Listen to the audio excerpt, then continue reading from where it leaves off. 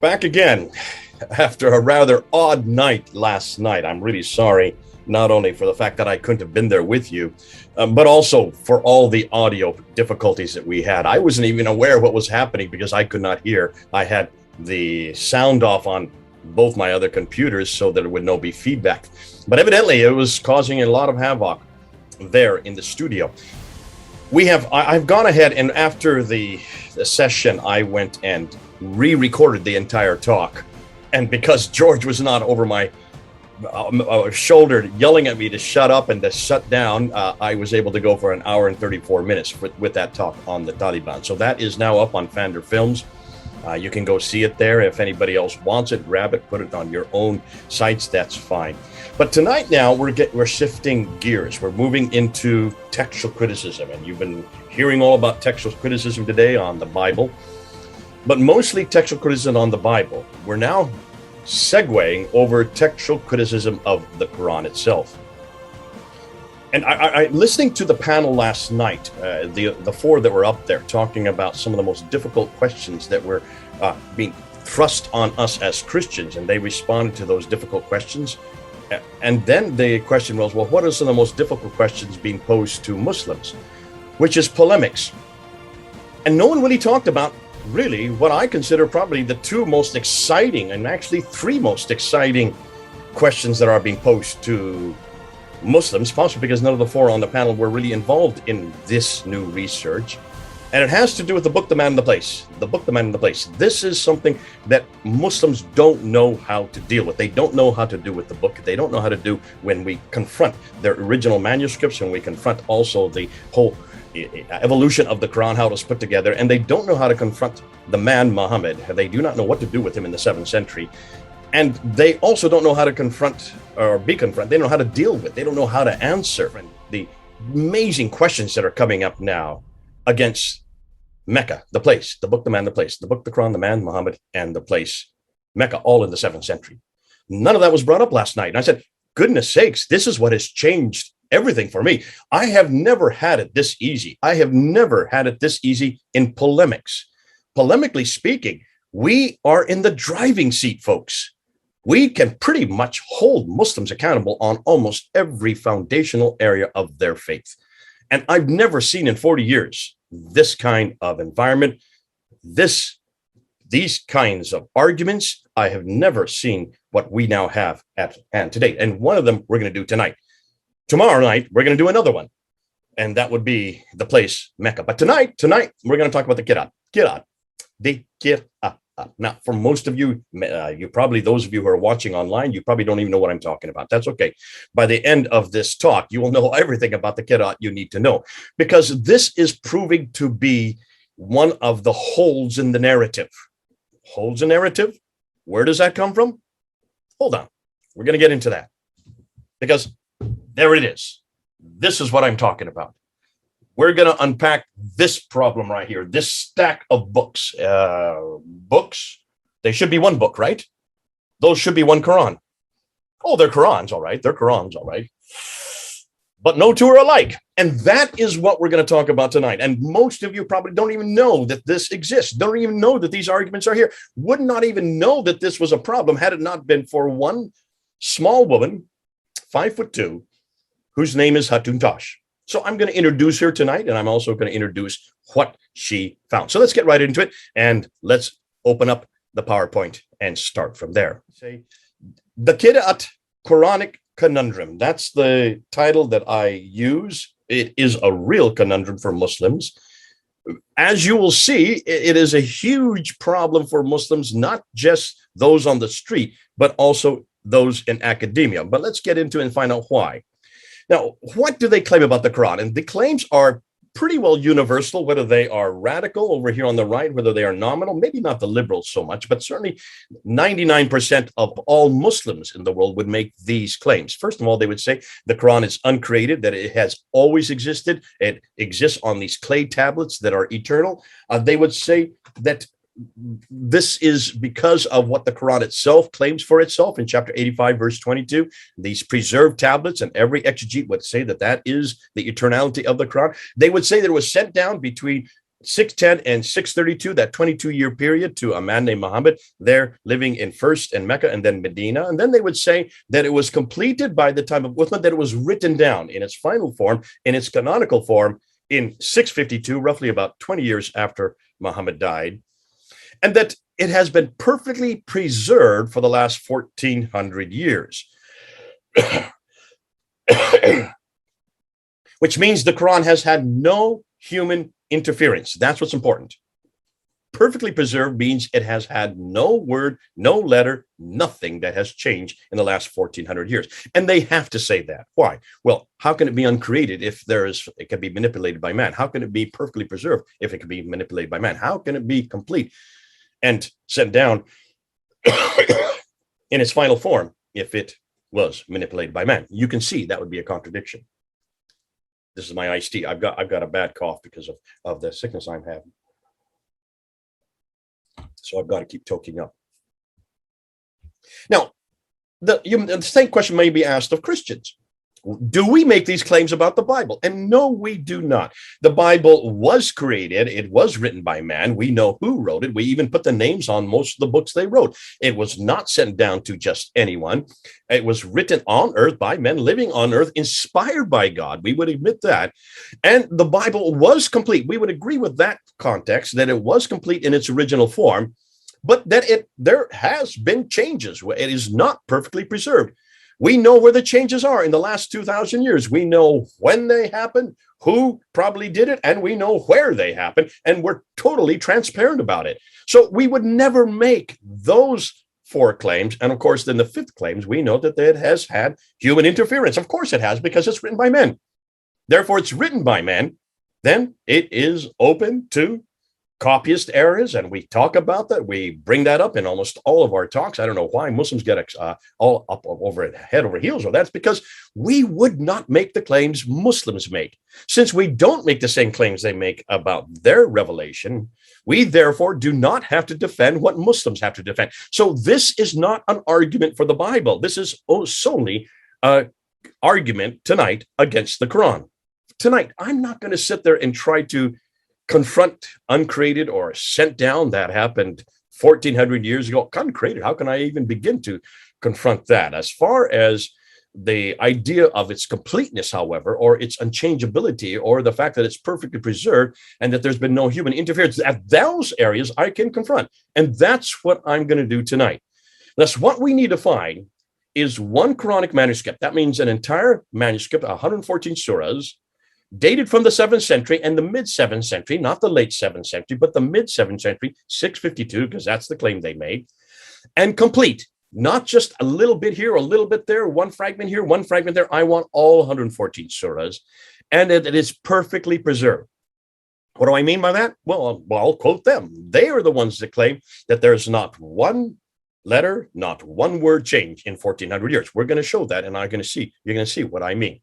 So I'm going to look at 8 areas. The first one we're going to look at is what the modern Muslim leaders claim. I'm then going to look at what did the Muslim scholars say, see if there's a disconnect between them.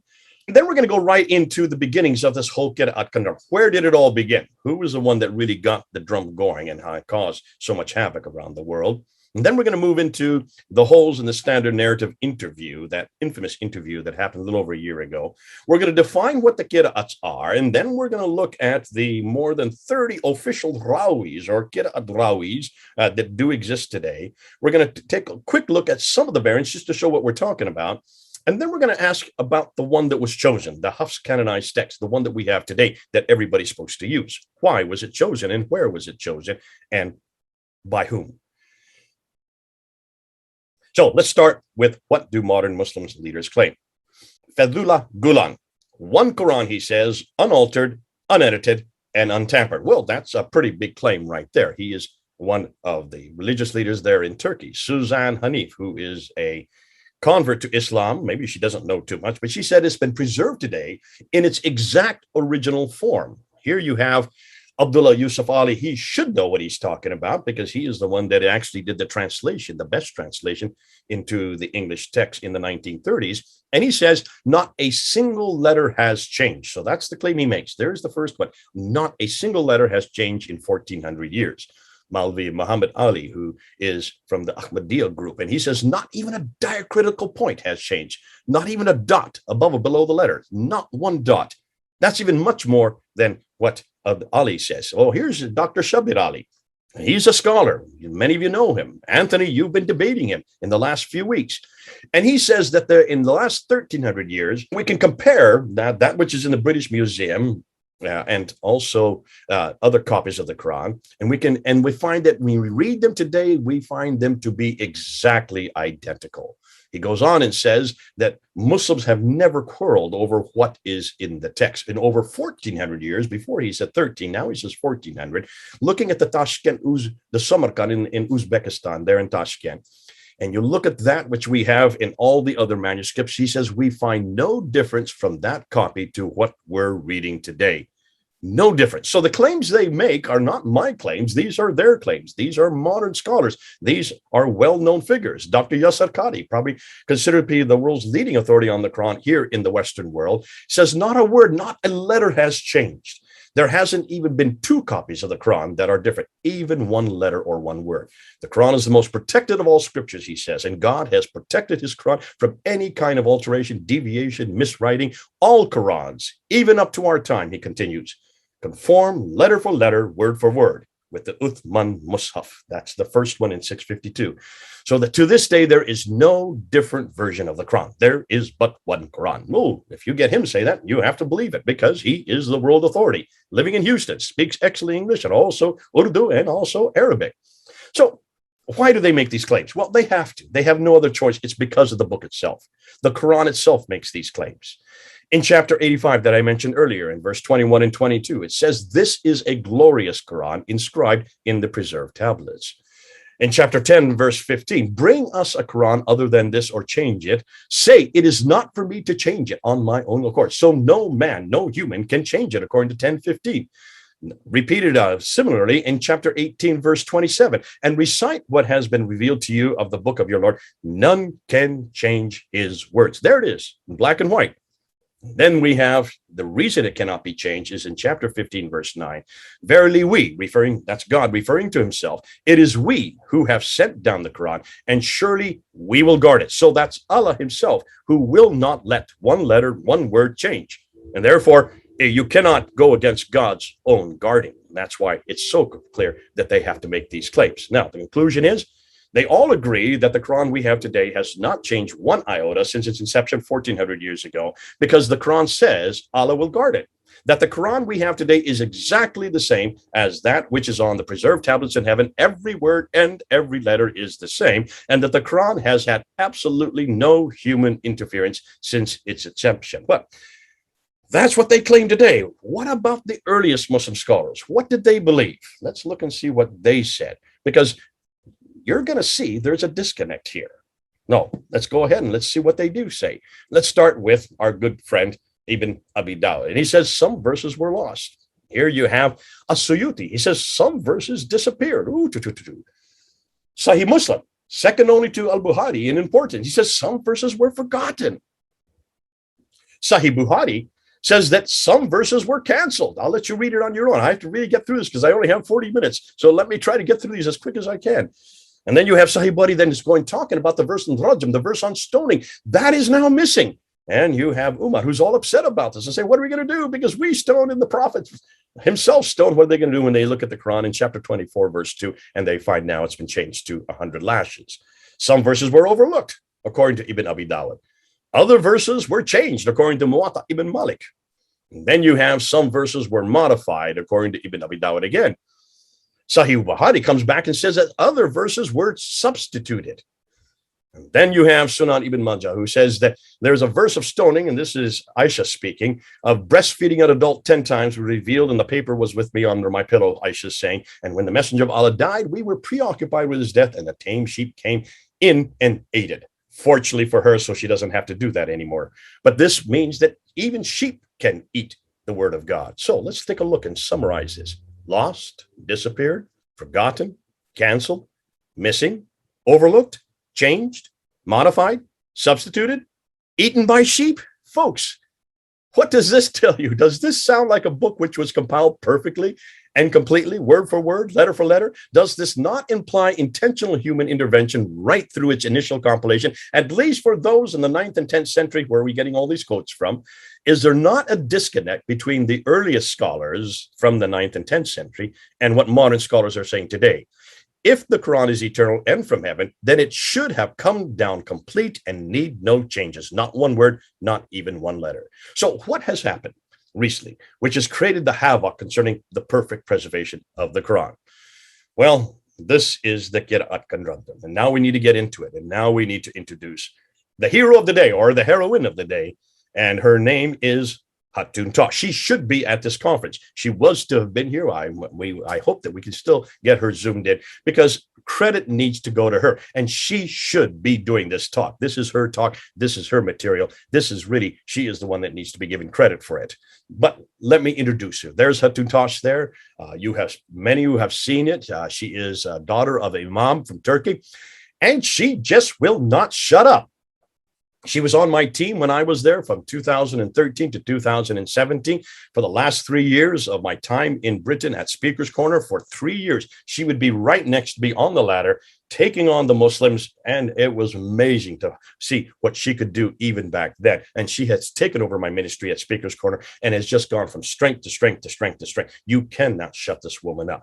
And in an interview she just did a few weeks ago after she was stabbed there, you can see the stabbing and the blood, where she's preaching the gospel after getting up from it because of that, the Quran she's holding in her hands. Those holes are very significant. You're going to see why she has drilled holes into that Quran. Please don't any of you drill holes into any Qurans. Let Hatun do it. She can do it. She can take the blame for it. And as you can see, she can even get up and keep going.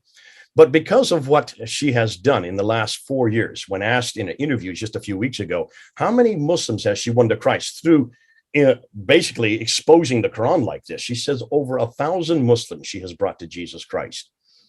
And 17 imams have now left Islam, have become Christians, all because of that 5'2" woman and because of this material. This is why I'm saying, folks, we've got to learn this material. You've got to learn this material. Look how much profit Hatun is getting. And she's doing this in Britain, not in Turkey, in a second language. Now, she does get beat up and she does pay for it because she does have a very unique personality. I will admit, I worked with her for 4 years. I know what she's like, actually 5 years. So I know her well. I'm still working with her. But there is something happening in the world because of this woman. And it all has to do with what she found. Now, this is what she found. Let me just name them as we put up. I'll try to do them as quick as I can. She found Al-Susi's Quran. Then she found Ibn Ja'far's Quran. Then Yaqub's Quran. Duri Abi Mamar's Quran. Then Ibn Amir's Quran. Then she found Khalaf al-Ashar's Quran and Al-Daif Ibn Khalad's Quran. And then she found Watch, the Al-Azraq way. She found another Watch, the Al-Azbahani way. And then she found Ibn Jamaz's Quran. Duri Quran. There's another one. And Khalaf again. What are we going? What's happening? I hold on a minute. Stop. You're going too fast. Shoba, another name. And then she found Al-Isana. And then you have the Hisham's Quran. And then you have Al-Bazi's Quran. And Khalaf once again. Another Khalaf, a Shoba, another Shoba. And then you have the Imam's Quran. And then she found the Khalun's Quran. And there, Ibn Kathir's Quran. Not the Exegete. This is another one. Another Warsh. Look at that. And the Raf Quran. And then a Shoba Quran. And then she ends with the Khalud Quran. Take a look at these.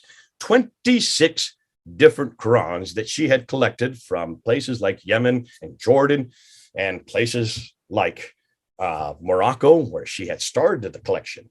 And these we decided to take to Speaker's Corner in 2016. Listen, we've been told all the time, all our lives, I've been told, and all her life, she's been told that there's only one Quran. And that's what you have all been told. Well, here were 26 different Qurans, 26 different Qurans. So we took them down to Speaker's Corner. And this is what happened. There is only one Quran, right? And that every Quran in the world is the same. That's what you've been told. You have been told a lie. You run away from truth. Okay, so there are 2 Qurans today, right? 2. More than 2 Qurans. More than 2, 3 Qurans? More than 3 Qurans. More than 3, 4 Qurans? There are approximately 26 of the Qurans. 26 different Qurans.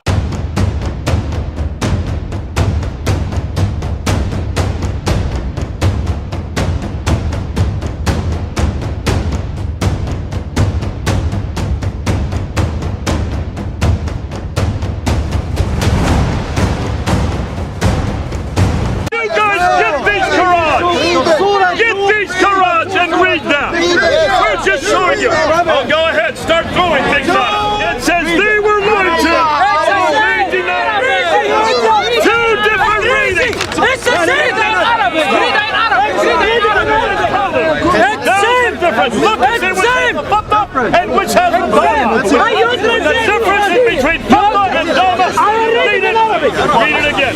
حتى يقول حتى يقول Read it again.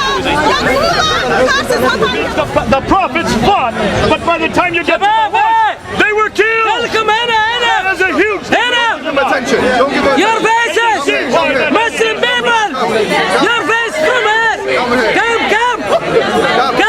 You better go. We're going to make it more and more difficult for you. Okay, let me just unpack what you just saw there. That happened way back in 2016. We held up Hatun's 26th Quran there in June of that year. First time that had ever been done, I think, anywhere in the world. I don't think anybody had ever done that before. Well, you can see why. Because look at the reaction of the Muslims. They tried to pull the examples we were showing, text with text, different examples of verse after verse after verse. We had about 70 different verses there that we were showing. They grabbed them. Fortunately, they're cellophane, so they didn't tear. And then over on the right, see that man there? That's Muhammad Hijab. He was in the crowd. You all know who Muhammad Hijab if you've been watching the internet. He was there filming me. And then he goes over to the side. You saw him over to the right, telling all the Muslims to come to him, to leave our ladder. Don't look at what they're showing you, he said. Don't listen to what they're saying. Motion them not to listen, not to look. Obviously, he wanted to tell them what was going on. And he must have, right? You would think. We now know he had nothing to tell them. He had not seen this himself. He didn't know anything about this. And this was the first time he had seen these different Qurans. He didn't know how to engage us at all. Could it be that he was going through a crisis of faith on that day? I don't know. There's no way, because I've not talked to him about it. This is why this is such a problem. Let's look at this graph. The Quran's beginning. Muhammad dies in 632. We all know that, according to the standard Islamic tradition, or standard Islamic narrative, as we're calling it. We begin with one Quran at the time he dies. That's what we're told, right? But then Jibril gives him 7 different readings. So now there are 7, actually 6 different ones above and beyond the one that he is revealed. So now there are 7 different readings, or 7 different Qurans. Now, back to 7 Qurans now. Not 1, but 7 by the time he dies in 632. Uthman then comes and finds that there's a real problem with it. And so he eradicates and destroys all the other Qurans and brings it back down to just 1, the Qurayshi Quran, right? So we now have only 1. So where did the 30 Qira'at Qurans come from that we now have today? You notice it's not no longer 26, it's now 30. Why has it become such an issue today? Well, here are the 30 official Qurans. I'm showing you that. Now, this is not, I didn't put this graph together. This you can get up on Wikipedia. These are the official readers, which would be the Qira'ats, and the transmitters, which would be Rawis. So look on the left there. You have 7 green ones. Those are the first 7. And then you have 14 purple ones, and those are the students of the first 7. First green ones are chosen by Ibn Mujahid. The next 14 are chosen by Al-Shatibi. And then you have the 3 red ones. Those are 3 more Qira'ats that were added by Al-Jazari. And then he added another 6 students to those 3. So look at the ones on the left, the ones in green and red. Those are the 10. Those are the ones that Muslims always talk about, the initial 10. But those initial 10 are not at the time of Muhammad. Take a look at the dates. Notice the dates. I put the dates there. No one else wants to put dates in. I put the dates of every one of these individuals when they died. I want you to look at when they died, but also look at when they lived. Because the readers, if you notice, not any of them lived at the time of Muhammad. And when they did their work was all in the next century, in the 8th century. The earliest is Ibn Amir, and his death date is 736. That's well over 100 years after Muhammad. So he never knew Muhammad, and he never even lived in the same, or he lived in the same century, but he didn't do his work in the same century. And none of these, they start from 736, the first 7, and they go all the way up to 805. That's the 9th century. In fact, that man, Al-Qasai, he was born 100 years after Muhammad. So those are the first 7. But then look at 3 below that. That makes up the 10. There's 748, 821, and 844. Oh, I could unpack this for hours, but I'm not going to. I just want you to look at that to remember, because when the Muslims tell you of the great 7 and the great 10, those are the ones on the left. But let's hold on. Let me just show a little bit more of what we're talking about. So here are the readers: Nafi from Medina, Ibn Kathir from Al-Maki, Mecca. That means Abu Amr from Basra, Ibn Amir from Damascus, Asim from Kufa, Hamza from Kufa, and Al-Hisai from Kufa, chosen by Ibn Mujahid in 936. Notice they are not chosen until the 10th century, though they were all writing in the 8th and the 9th century. They don't get chosen until the 10th century. Significant, because that's 300 years after Muhammad. And then the transmitters, the Rawis, they don't get chosen until the 12th century, the end of the 12th century. That's 600 years later. And there you can see all their names, 14 of them, to support the first 7. And then you have these 3 and then the 6, which are all chosen by Al-Jazari in 1429. That is 800 years after Muhammad. So the 30 official Qur'ans that we have today are chosen 800 years. Totally, in other words, they are finalized, canonized 800 years after Muhammad. Now, that's the guy we want to look at. Notice he's not part of the initial 7, nor is he part of the creme de la creme, the best of the best 10 that Yasar Qadi always talks about. He is way over in the blue, the purple section, and he is for 144 years after Muhammad that he dies. Look at them and notice that there are, if you look at them and unpack them and just look at their books, there are over 93,000 differences. Now, here's Bernie Powers, a good friend of mine in Australia. Those are the ones he's collected. He's got 23 of them. Hatun has currently 37 of them. I have got just 9 right here that I just bought off the internet, and you can buy these as well. They're quite easy. I got these from Illinois here in the United States. Now let's jump 4 years later. Let's jump to last year, to 2020, June 8th of 2020. And let's go to the interview, the infamous interview, Holes in the Standard Narrative interview, it's being called, between that same man, Muhammad Hijab. Remember, he was there in 2016. He was seeing for the first time these 26 different Qurans. So 4 years later, he comes and he wants to talk to Dr. Yasar Qadi, the world authority on the Quran. There he is back in Speaker's Corner. There's Muhammad Hijab there in 2016. So he was there, seeing it for the first time, going through what I think was a crisis of faith. 4 years later, he then asked this man on the right. So that's Muhammad Hijab, a little bit plumper than he was 4 years earlier. And that's Yasar Qadi. He's in Houston. Muhammad Hijab is in London. And they have an hour and 45-minute interview, but it's the last 28 minutes where all the damage was done.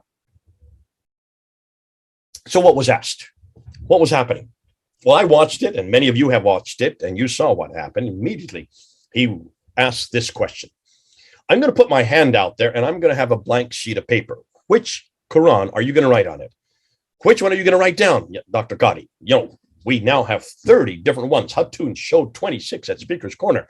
Which one is the one that's in heaven? Which one is the eternal one? Which one is the one that came to Muhammad? Which one was the one that was written down by Uthman in 652? And which is that Qurayshi dialect of which all the others were destroyed? Which is the one that was retained? Before he could even ask his question, Yasar Qadi says, do not ask this question. We do not talk about this in public. And certainly not on camera. You can ask me this later, but not now, not here, and not with that camera on. He talked about, and then Yasar Qadi went on and said that this problem known as ahruf in Qira'at has been the greatest problem for Muslim scholars in the last 1,000 years. And then many of the Western students, advanced students now and that only advanced students does he allow to take the deep dive to join his class and learn about it. Obviously, Muhammad Hijab is not an advanced student, so he's been left outside. He went on to say that we in Islam have a respect for our revelation. We have a respect for our Quran, he says. We put a red line, and we don't go beyond that red line. We don't allow other people to go beyond that red line. The problem is he's living in the West. And the West has come leaps and bounds. And when he went to Yale University back there in 1995, he suddenly realized there were no red lines there. And suddenly he realized that people were asking all kinds of questions. And that's when he gave his famous quote. He turned towards Muhammad Hijab and he says, you in the East, you have holes in the classic narrative. Holes in the classic narrative. Finally, after 25 minutes, Muhammad Hijab asked one last time, please, which Quran are you going to write here? Which is the one you're going to put there? And Yasser Qadi's responds with, they're all the Quran. A little bit of this, a little bit of that. You mix them around and you get, wait, hold on a minute. 93,000 differences in those Qurans, folks, that we have found. Now, other things that I remember him quoting, he said that this is the most difficult topic for scholars. We don't tell converts about this. We wait till they are much more advanced before we get into this subject. And only the most advanced do we let them have that deep dive. And Western scholars, he went on to say, are looking at us now with like emperor with no clothes. And then he interestingly made a huge admission. He says in the last 25 years, since he did his doctorate there at Yale University on this very subject, in the last 25 years, I have never done a lecture on this, and I never will. And he said, don't ask me what was written in the blank Muslim. He just didn't want to talk about it. When he was finally, push came to shove, he finally said, they are all the Quran. Within 2 weeks, they had to take down all the comments from both their sites because there were so many Muslims leaving Islam, so many Muslims blaming them and putting the blood of their guilt on their shoulders. Within 2 months, they had to completely delete that interview from both of their channels. You will not find it on their channels anymore. That's how damaging that interview is. That's how damaging these Qira'at are. And that's how damaging what Hatun has found is against the preservation of the Quran. Let's define what we're talking about. So what do we mean? Well, to understand what we're talking about, we need to do a little bit of historical overview. The Arabic language, which is used in the Quran today, does not come from the Hijaz to begin with. It comes from much further north. It's the Nabatean, way up near Petra. Surprise, surprise. But in that text, in the script, in the textual, the text that was used there in the 7th century Nabatean Aramaic, they only had 16 consonants, known as razam. Now, this is a problem because you couldn't know what you were reading. There were so many different variations that you could put to every one of those letters that they had a difficulty that needed to be resolved. And so what they did is they started adding what they call dots or ijam, and then vowels or haraka. This was done in the late 7th century and into the 8th century. So by the 8th century, then they had not just 16 letters, they now had 28 letters, which we have now in the present Arabic today. But here's the problem. Depending on how many dots you put in, and there's up to 5 dots, and how many vowels, you can pronounce it many different ways, depending on what you have. So let's just take a look and see what we're talking about. So here you have a script that has no dots and no vowels. This is the Samarkand manuscript on the left, and there's the Sana'a manuscript on the right, both from the 8th century. No dots, no vowels. How do you read? A Muslim looking at that or an Arabist looking at that would not know how to read that because it could be all kinds of letters. Excuse me. Here are the 28 letters that are used today. Now, amongst those 28 letters, the Aleph, the Kaf, the Lam, the Mim, the Ha, and the Waw, those 6 do not require any dots. Those are unique letters. The other 22 all need dots. And you see, they all either need dots or don't need dots to have the same derivation. So 22 of the 28 letters do need dots, all of which were invented or created in the latter 7th and the early 8th century. Here, I'm going to give you an example. So if you just take one little bowl shape, which most letters start with, and you put 1 dot above, it's a nun or the N sound that we would have in English. 2 dots above it would be a ta or the T sound that we have in English. 3 dots above it would be the tha or the TH sound that we have in English.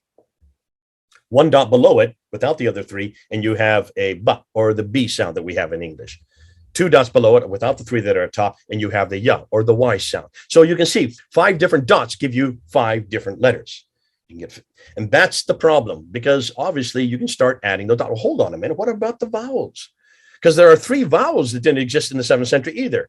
The first is the kasra, which is the E sound. And then you have the dama, which is the U sound, that little curlicue above the letter. And there you have the fatha, which is the A. That's a BBB that you see in front of you. So you have 3 vowels and 5 dots. You imagine that. With a smiley face, given the vowels and the dots that you have, you can get 19 different words, depending on where you put the dots and where you put the vowels.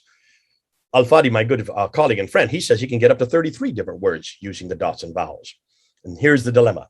If from these 16 letters, you now have 28 letters, to choose from, and an additional 3 vowels for every letter. There are so many different possibilities of words to create. With no overarching authority until the 10th century, anyone who could write began to and make their own choices. Once they wrote down their derivations of what they thought the text said, they wrote their names on their books, and the first 7 of whom were known as the Qira'at, or readings, chosen by Ibn Mujahid in 936, 300 years after Muhammad. They then took on students who wrote their own derivations of what they thought the Quran said, and another 14 of these students, known as Rahwis, were added in 1194 AD by Al-Jazari, 560 years after Muhammad. Then in 1429 AD, almost 800 years after Muhammad, the final collection of an additional 3 readings and 6 more riwayat, or rawis, were added, so that there were now a total of 30 official readings of the Quran, and the majority, 22 of them, living in Kufa, in Iraq, not nowhere near Mecca or Medina. Let's look at a graph. And here you can see it. Muhammad dies in 632. The Uthman's Qurayshi Quran comes in 650. You start getting the 7 readings: Nafi, Ibn Kathir, Abu Amr, Ibn Amir, Asim. You have Hamza, and then you have Kasai, all by Ibn Mujahid. Then you get the next 3 readers. That's Abu Jafar, Yaqub, and also Khalaf. That was by Al-Jazari. 10 official Qurans. Now look at after Abdul Malik. Look where they come. From 692, you can see they don't precede Abdul Malik. They come after Abdul Malik. Hugely important, because it's Abdul Malik that we're claiming that really introduces what we now know today as Islam. But hold on a minute. Then you have also the students, and here are all the students. Look at all of them. I'm not going to name them. There's so many of them, but there are a good 21 of them. In that group, you have then the canonical one, the Hafs, who died in 796, and the Warish at the very top, who's the second. These are the 2 most popular of the riwayats, or of the Qira'ats in the world today. 30 official Qurans by the end of the 15th century, all coming after Abdul Malik. Here is what Hatun has done. She's put them out and she's showing you some of the difference. You can see the tens of thousands, some of them 5,000 differences just between them and the one that she circled there in black, which is the Hafs one. So you can see that this caused all kinds of problems. Now, when you look at these, I'm just going to put them up on a graph again, but I want to show you also, take a look at what we now know as the traditional writers. Remember, we've talked about this, and we'll say more about this tomorrow. Ibn Hisham dies in 833, and you then have Al-Waqidi, thus the Sirah. Then you have Al-Bukhari, Sahih Muslim, Ibn Dawud, you have Al-Tabari, and them, and they all come in the blue. Those are all the Islamic traditions, the standard Islamic narrative. They come after these Qira'ats. So these Qira'ats are all introduced, but they don't get chosen until after Al-Tabari, because Ibn Mujahid comes even after Al-Tabari. So when they get chosen from the 10th and the 12th and the 15th century. So even after the standard Islamic narrative, you still don't have the Qira'ats that are in place. You only have the references to them. 44 years after Abdul Malik for the first one that comes out. And of course, when you look at the traditions, they're 140 years after Abdul Malik for the beginning of the traditions. Now, are they the only ones? Are there only just 30? No. According to our good friend Shadi Nasser, who has probably done the best work on this, Shadi Hikmat Nasser, he found out that between the time of the initial 8th century, Ibn Amir and Damas that I showed you earlier, created his Quran, and the 10th century when he was chosen by Ibn Mujahid, the intervening 200 years, in those 200 years, there were many other transmitters known as the Rawis. In fact, so many that it became a crisis facing Al-Jazari in the 12th century, and the 2, to which he appointed 2 transmitters for each of the 7. So how many does Nasser estimate there could have been? Well, he just looked at 4 of the Qira'ats and the students that came after him. And when Ibn Mujahid was going to choose which students were for each one of these 4, look what he found.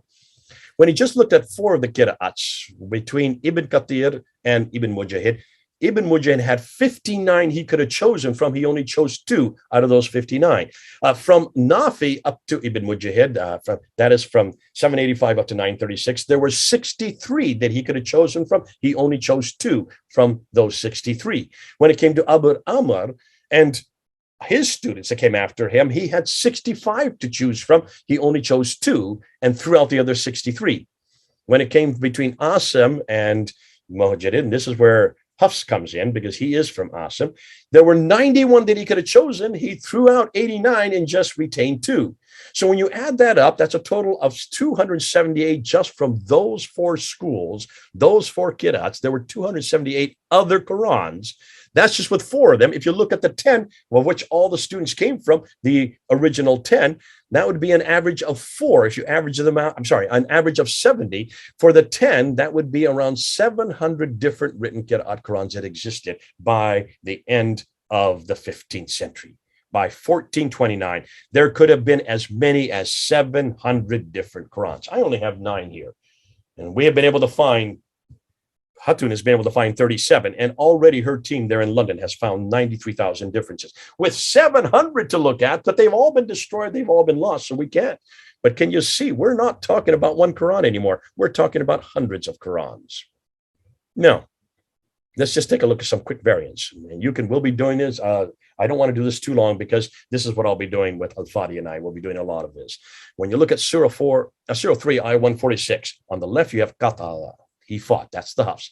In the Warsh, it says Qutila. He was killed. So were these prophets, did they fight or were they killed? Well, if I was a prophet, I would like to simply fight rather than be killed. And you can see, because one I survive, the other I die. So that makes a big difference to the prophet as to whether or not you have the right word there. Here is in chapter 43, verse 19. Ibadu, slaves on the left, and Rao, you have Inda. Completely 2 different words, seemingly. One says, the Badu says, and they make the angels who are slaves of the beneficent females. On the Rao, it says, and they make angels who are in the presence. So one are slaves, the others are just simply in the presence. So are the angels slaves of Allah or simply in the presence of Allah? Is it the slaves or those in Allah's presence who will be made females? If I were an angel, I would prefer being in God's presence than his slave. And if I were an angel being a male myself, I would prefer being a male rather than a female, thank you. So you can see this does change the meaning. Does it change the practice? Not necessarily. But this does here. In chapter 46, verse 15, here you have on the Hafs on this left, which is the standard narrative or the one that's canonical, Ishanan, which means doing good. Al-Duris has it as Husdan, which means beauty. And we have enjoined on man doing good to his parents, or in course, Al-Duri, it's we have enjoined on man beauty to his parents. So are men supposed to do good or be beautiful to their parents? Well, I'm a parent. I have 3 boys, and I would prefer that my sons are good rather than just be good looking. Here, 98 verse 6, chapter 98, verse 6, you have Bariati versus Bariati. One is abiding eternity therein. Those are the worst of creatures. It's talking about us, the people of the scripture. We're the polytheists. Are we in hell because we are the worst of creatures, according to Hafs? Or are we in hell because we are the worst of the innocent? Hold on a minute. This has a huge ramifications for me as a Christian. Are we Christians the worst creatures, or are we innocent? What are innocent Christians, Jews, and polytheists doing in hell to begin with? So you can see, as you unpack these are just 4 of 93,000 we have found. You can see how the damage this does just by changing the talk, changing the vowels, changing the letter, which changes the word. When you change the word, then you change the meaning. When you change the meaning, you change the doctrine. You change the doctrine, you change the practice. So how in the world was the Hafs, the one that became the canonical text, how was it chosen? 1924, they had a trial crisis because you had 30 different Qurans, and they were having there in Cairo, just the city of Cairo, they were having tests. Standardized tests. And with standardized tests, you got to have standardized answers, but they weren't. They were getting 30 different answers. And so they had a dilemma on their hand. They needed to find one Quran so that all the answers would be the same. And so they went to and asked Muhammad bin Ali al-Husaini al-Haddad, who was there at Al-Azhar University, the primary university in the Muslim world, there in 1924. They went to him and asked him to choose one of the 30, just one. And he chose the Hafs. Hafs, who was from Kufa in Iraq, not from anywhere in Mecca, not from Mecca or Medina. He was way up in the east, hundreds of miles away, and he died in 796. His Quran is right here. This is his Quran. This Quran right here. And this is the one he chose. He wrote this Quran 144 years after Muhammad died. And yet this is the one he chose. They took all the other Qurans and they dumped them into the Nile, thinking that would get rid of them. Little did they know that you can still buy them today, as I have just done right here. Hatun has been able to find 37 of them, even more than the 30. Bernie has found 23 of them. If you look at the Hafs alone, Hatun has found 7 different Hafs, because between 1924, there were then corrections made and other corrections made. So they then had to create a standardized text for all of Egypt in 1936. So in 1936, they then made the standardized text that had been corrected 7 different times between 1924 and 36 in that intervening 12 years. And that one then became the text for all of Egypt so they could have standardized testing in all of Egypt. That was 85 years ago, folks. That was known as the Farouk edition, named after King Farouk, who came to power that year. Now, over there in Saudi Arabia, they saw what was happening in Egypt and they got jealous and they said, hold on a minute, if they can do that there in Egypt, why can't we do that all over the world? And so King Fahd, who came to power in 1982, he then commissioned and said, we want to make sure that the Hafs copy is the text that is used all over the world for all the schools. And that was that in 1985. That's just 36 years. Folks, if you were living in 1985, you are older than the Quran. You are older than the Hafs. You are older than the standardized text. That must make you feel old. So let's come to conclusions, because I see I've now gone over my 40 minutes. When all is said and done, what have we concluded? We now know that what modern Muslim scholars claim is not what early Muslim scholars believed. Holding up the 26 Qira'at Qur'ans there at Speaker's Corner in 2016 opened up a whole can of worms for Muslim scholars and also for Muslim pundits, and as we now know, for those on the internet. In the interview that happened 4 years later on June 8, 2020, that created a platform for us to go public with the Qira'at narrative. And that's why we have jumped on this. And for the last year, we have been putting out video after video after video, and we're seeing not just tens, we're seeing hundreds of Muslims leaving Islam because of that interview. The 30 different official Arabic Qur'ans prove that for over 1,000 years, there have been a variety of Qur'ans, that not one of them is the same. And we have already counted 93,000 differences. Throwing 29 of them into the Nile way back in 1924 did not get rid of them all. And in fact, it has not solved the problem whatsoever. We can still use this material today to disprove categorically that the Quran has not been preserved.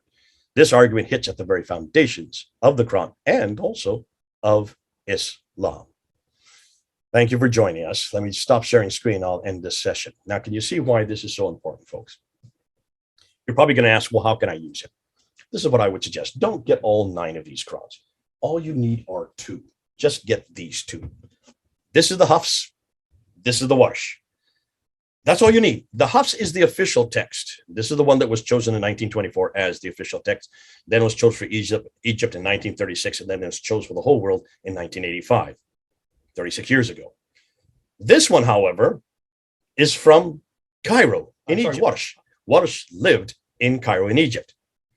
He died in 812. He died in 796. So neither of them knew Muhammad at all. They didn't even come from the same century. You can see that there's a problem. 144 years after Muhammad, this one here. And so when you just look at these 2, this is used by and memorized by about 95% of the world's population. This is memorized by all those in North Africa. That's about 3% of the Muslim world's population. When you just compare these 2 texts, there are 5,000 different letters, 5,000 different words, 5,000 different meanings, different beliefs, different practices, you name it, we've got it. You can see why this is a problem. This is why Muslims do not want to debate you on this. They don't want you to talk about it. They would rather you just curled up and go home, because that is why then Hatun got stabbed, because she dared to then drill those holes in her Quran, saying, you have holes in your narrative, quoting Dr. Yusuf Qadi. And you can see how she had to be protected by those police. You can see the picture that I put up. She had to be protected by the police because they wanted to kill her. And finally, a little over a month ago, one man almost did kill her. I don't know how she survived. Oh, I do know how she survived.